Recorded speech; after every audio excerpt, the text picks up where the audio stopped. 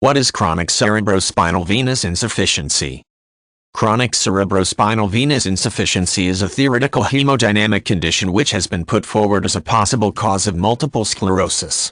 Multiple sclerosis is a disease in which nerves degenerate over time, causing problems with muscles, movement, vision and sensation. The theory of chronic cerebrospinal venous insufficiency involves narrowing in the veins which drain blood from the brain and spinal cord. It has been suggested that pressure builds up in these abnormal veins, slowing the rate at which deoxygenated blood leaves the brain and leaving brain tissue low in oxygen. Blood may also flow back into the brain, and immune cells and red blood cells may leak out of veins into brain tissue, possibly causing or worsening multiple sclerosis.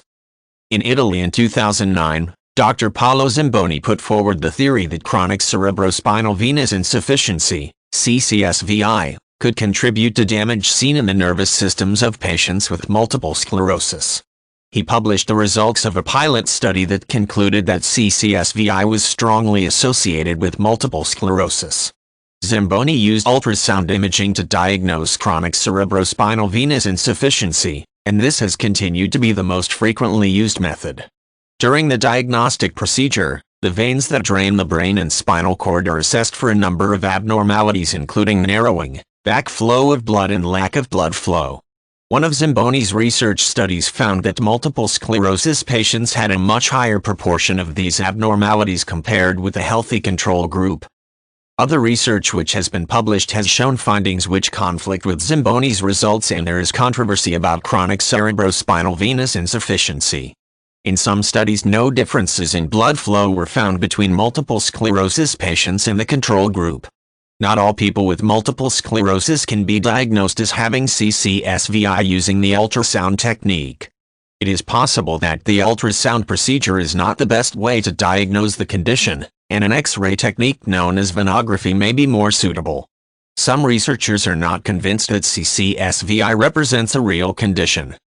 A technique has been developed to treat chronic cerebrospinal venous insufficiency, in which the narrowed veins are widened by inflating special balloons inside them. This procedure is known as angioplasty. The aim of the treatment is to improve the symptoms of multiple sclerosis. Although there have been some informal reports of positive results in multiple sclerosis patients following this type of surgery, much more research is needed to determine whether it represents an effective treatment.